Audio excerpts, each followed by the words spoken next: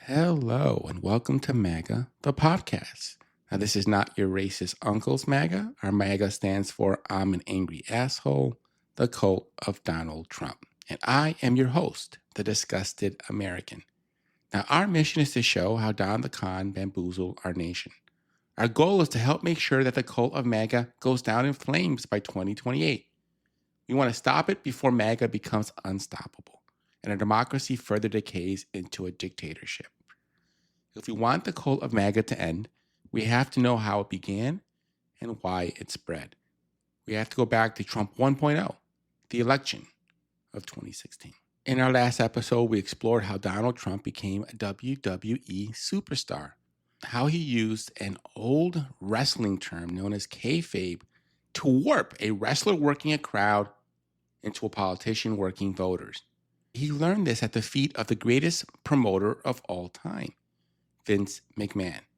He learned how to work a crowd, how to make them love you, how to make them hate you. It didn't really matter what direction you were feeling. Love or hate, that's irrelevant.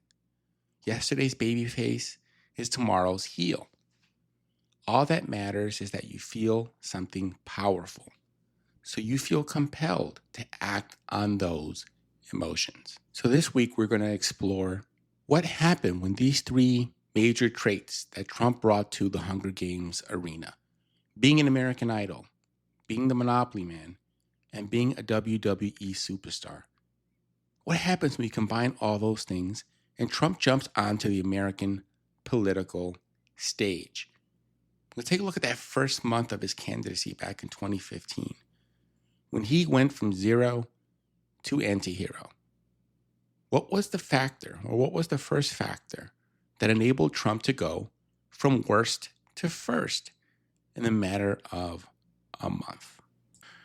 So when Trump entered the race in 2016, or 2015 actually, there were 16 other candidates already declared on the Republican side. There were powerful careers, people from District 1 and 2, those folks that had been training their whole lives. We had two careers back in the 2016 election. We had Jeb Bush and Hillary Clinton. And again, at the beginning, when he first entered the race, the first week after, Trump was polling at 1%. He was operating as a big bad wolf candidate, right? Those are the folks that say crazy shit to get attention. The Pat Buchanans, the Michelle Bachmans, the Rick Santorums of the world. If you surveyed the battlefield at the beginning of the 2016 Republican Hunger Games, it looked pretty bad for Trump. The odds are definitely not in his favor. If you were betting, you're probably not going to bet on the guy who seems way out of his league. All of the other candidates had more political campaign combat experience than him. These assumptions are based on the traditional nature of the game. The long-established ways of attracting attention as a presidential candidate so you can get money and voters. Up until 2016, there were two main ways to get attention. There was paid media and there was earned media. Now, applying this to the Hunger Game analogy, paid media is like sponsors, right? You pay to get food and medicine sent to you on little parachutes so you can survive the games. Earned media was the cornucopia of free publicity. All that food and weapons for free, just so exciting and alluring. The problem is that the cornucopia is guarded by mutts, those creatures designed to hunt down and kill troublesome tributes when they're annoying and boring. What is that? We gotta go. We gotta get out of here now. They released mutts. Alex, what's the fastest way out? Go. So these two ways of traditionally getting attention were a dilemma for most presidential candidates. Paid media is really expensive. Radios, newspaper, TV, magazines, all these powerful institutions charge premium rates. If you wanted to do pamphlets and brochures, you had to hire an army of people to go door to door and talk about your candidacy. And that's expensive. Big bad wolves don't typically have the resources for that. So your other option was earn media. Go to the press and do interviews. Enter the cornucopia of free attention and hope the mutts don't eat you. But this was often a very treacherous and dangerous path for big bad wolves. Big bad wolves were scared of mutts. The legacy press, TV, radio, newspapers, and magazines. Now, why? Because if you said stupid shit, the mutts would tear you apart. You've cited Alaska's proximity to Russia as part of your foreign policy experience. What did you mean by that? That Alaska has a very narrow maritime border between a foreign country, Russia, and on our other side, the land boundary that we have with Canada. It's funny that a comment like that was kind of made to, reporters. Mocked? Yeah, mocked, I guess that's the word. Now, why were the mutts so vicious? Well, once upon a time, the press were fierce protectors of something known as the Fourth Estate. So what was the Fourth Estate, or what is the Fourth Estate? Well, historically, the First Estate was the clergy. The Second Estate was the nobility. And the Third Estate were the commoners and the bourgeoisie. The Fourth Estate was the press. Now, this concept of the first three estates was established during the French Revolution, while the Fourth Estate was a term coined in the early to mid 1800s. Ideally, the job of the Fourth Estate was to keep an eye on the other three, to make sure they didn't get too evil out of fear of being exposed. Now, if you want to layer this onto American history, then you can look at the first three estates as the branches of government: executive, legislative, and judiciary. Fourth Estate remains the same. It refers to the press and the news media and their explicit capacity, beyond reporting the news, of wielding influence in politics, especially their role in monitoring and influencing the other branches of government and society. These folks were the bullshit inspectors: legacy media, radio, TV, newspapers, magazines. Looking at this a little bit more closely, we had the daily network news TV anchors, Edward Morrows and the Walter Cronkites of the world. Later, Tom Brokaw, Peter Jennings, Dan Rather. These guys were super powerful and trusted by their viewers. If they called you out, there was often hell to pay. For it seems now more certain than ever that the bloody experience of Vietnam is to end in a stalemate. But it is increasingly clear to this reporter that the only rational way out then will be to negotiate, not as victors, but as an honorable people who lived up to their pledge to defend democracy and did the best they could. That was Walter Cronkite 50 years ago tonight. 33 days later, President Johnson announced he would not run for re-election. You also had the Sunday morning shows: Meet the Press, Hardball, Face the Nation, shows that were hosted by Tim Russer, Chris Matthews, Mike Wallace, and later his son Chris, Ted Koppel. Now, these were all seasoned journalists with the power to have final say on their programs. To be on their shows was to be in the hottest of seats. On the radio side, you had places like NPR. You had personalities like Larry King, Studs Terkel, Walter Winchell, Nita Totenberg, Michelle Martin, right?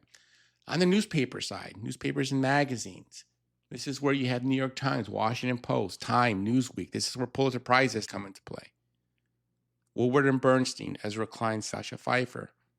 These were serious people doing quality journalism and holding the powerful to account. George Otero? Yes. Hi, I'm Mike Rossettis from the Boston Globe. I'm having some trouble accessing some public records down in the records room. I was wondering if I could have a word with you. All right. Thank you. These exhibits you're after, Mr. Resendez, they're very sensitive records. With all due respect, Your Honor, that's not the question. The records are public. Maybe so. But tell me, where is the editorial responsibility in publishing records of this nature? Well, where's the editorial responsibility in not publishing them? That's a clip from the movie Spotlight about the Spotlight team at the Boston Globe.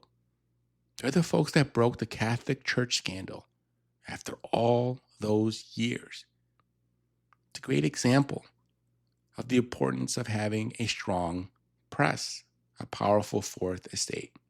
These journalists had the power to do that when legacy media was strong and had deep pockets. Big bad wolf candidates did not want to talk to these people because their bullshit stories tended to fall apart under close scrutiny from real journalists. This is why Trump's candidacy didn't go well in 2000. The Fourth Estate was still strong enough to repel his bullshit. He couldn't get enough airtime, and real journalists didn't take him seriously. They laughed in his face. He was the original, the OG Sarah Palin. But that was no longer true by 2015. New forces had arrived that had greatly eroded the power of the Fourth Estate. And who were these interlopers? Well, they're collectively known as the Fifth Estate. This refers to the group of people who operate outside of mainstream legacy media. They often engage in, and I'm using quotation marks here, investigative journalism or activism. If the Fourth Estate is established legacy media, the Fifth Estate are the bloggers, alternative media, online social networks, podcasters, right? Twitter, Breitbart, Drudge Report, the alt-right.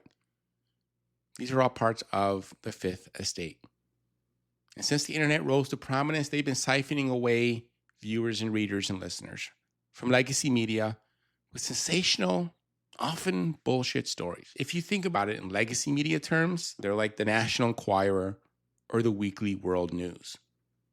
They ran stories with headlines like Bat Boy found in West Virginia cave or Abraham Lincoln was a woman. Those are both real headlines, by the way. Like with those tabloids, these folks don't really have a commitment to journalism and truth for the most part. It's a lot of disinformation and malinformation. The provocateurs at the Fifth Estate really don't have a code of conduct the way that journalists have. There are about 400 codes of conduct around the world covering all aspects of journalism. Some of them are very short, some of them are very long. But actually all of them are really focused on 5 key values for journalism. And the first of them is accuracy. I won't say truth because truth is a very long word. It actually gets us into a discussion about really what is true and what is not true. But accuracy is very important. So therefore the first principle is no deceptive handling of the facts. We work in facts, so fact-based information. Secondly, there's the principle of independence. The work that you do is your own work, but it's not on behalf of anyone else. You're not there to be a spokesman for the government. You're not there to be a representative of a particular business group or a special interest group. You have transparency in what you do so that when you are speaking and dealing with your audience and producing material, you're acting independently as an independent professional. Thirdly, there is the principle of impartiality. That is to say, you recognize that there's more than one side of a story. And very often there's more than 2 sides of a story. And as a journalist, you're responsible for looking and thinking about what are the other sides of this story. Here is one story that's being told, but what are the other opinions that I need to bring in to make the story whole?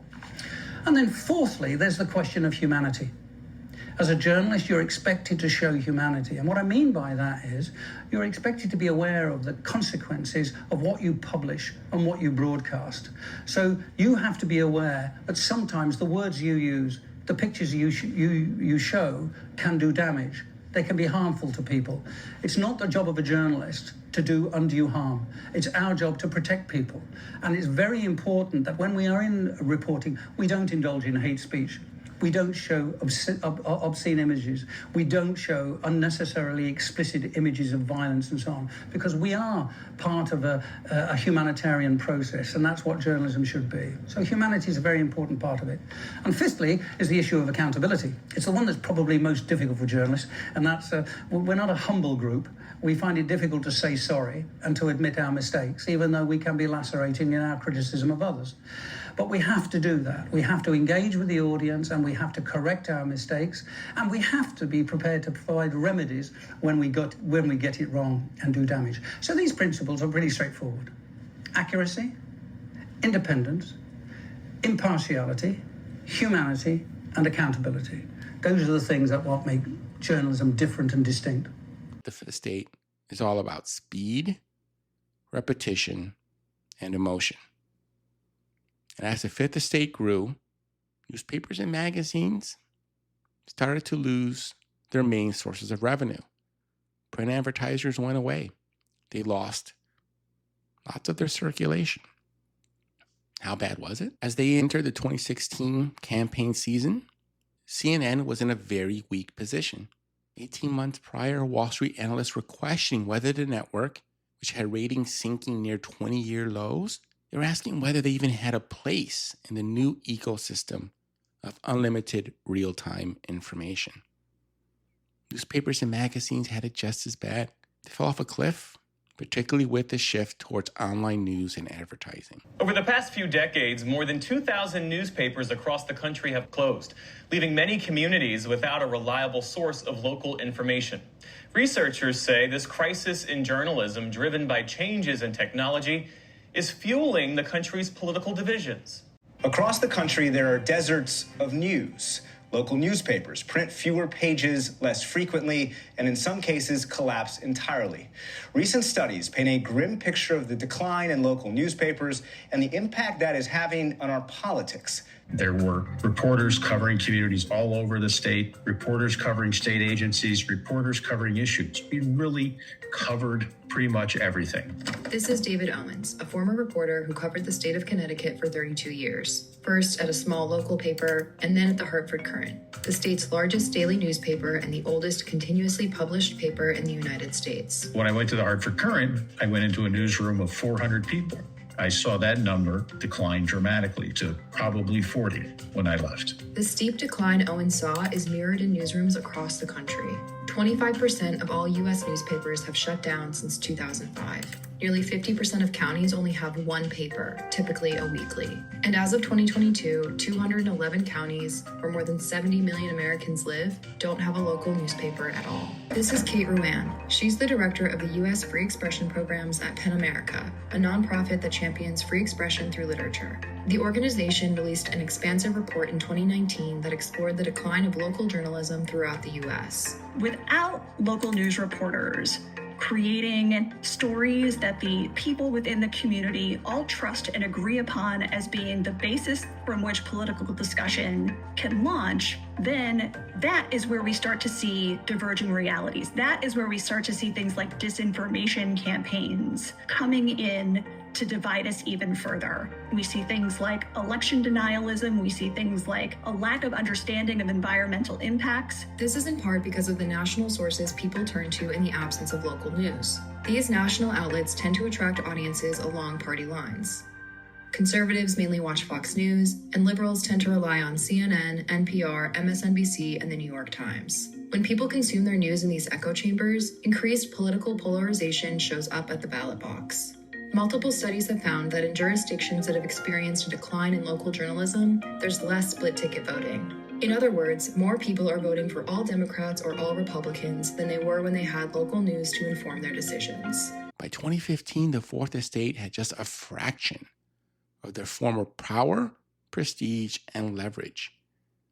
And they had to try to compete in this new arena of repost, comments, and likes. So they began to cut corners because they needed ratings. So we have newspapers and magazines hemorrhaging money due to massive losses in ad revenue and circulation. CNN and MSNBC were way behind Fox News in terms of viewers and ad revenue. They had shareholders screaming for blood. Their jobs were on the line. The Fourth Estate needed eyeballs to make money in the cutthroat world of digital media. So the question at the beginning of the 2016 Republican Hunger Games was, how far will legacy media, the Fourth Estate, go or be willing to go to get those precious, precious ratings? Would they be willing to make a deal with the devil? Would they be willing to sell their journalistic souls as guardians of the Fourth Estate in order to get ratings from someone who talks about them like this? News doesn't tell the truth. They have no sources, and I want you all to know that we are fighting the fake news. They are the enemy of the people. So in this episode, we laid out the initial 2016 Hunger Games arena. We explored the two ways candidates can get attention so they can get money and voters, paid media or earned media. And the dilemma this posed for big bad wolf candidates. They didn't have the money most of the time for paid legacy media. TV, newspapers, magazines, radio ads were super expensive. So they had to try to survive the mutts of the Fourth Estate, the press. These folks tended to feast on the lies of presidential candidates. But by 2015, the Fourth Estate was a shell of its former glory. They had lost tons of money, and they were desperate for readers and ratings. They were ripe to make a deal with the devil, to sell their journalistic souls so they can get precious, precious ratings. Huge ratings, biggest ratings anyone has ever seen. In our next episode, we're going to talk about how the devil got his due, how Trump flipped the Hunger Games on its head, how he commandeered the mutts of the Fourth Estate to heal and got them to help him systematically kill off his political rivals. And that's all we've got for this week. If you want to help out the channel, please subscribe or follow the podcast on your favorite podcasting platform and tell your fellow disgusted Americans where they can give us a listen. If you have a moment, please leave us a rating on your preferred platform so more folks can find the show. New episodes drop on Wednesdays. Thank you for tuning in. Look forward to seeing you again next week. Have a great night, folks. Ciao. Bye for now.